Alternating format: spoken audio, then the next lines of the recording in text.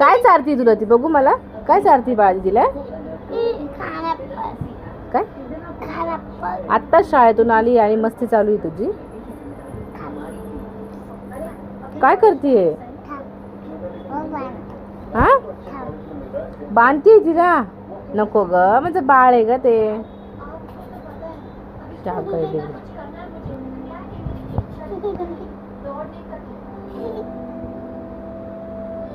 नको ग शना.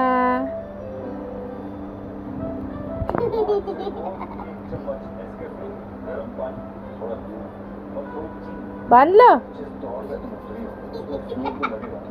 बापरे.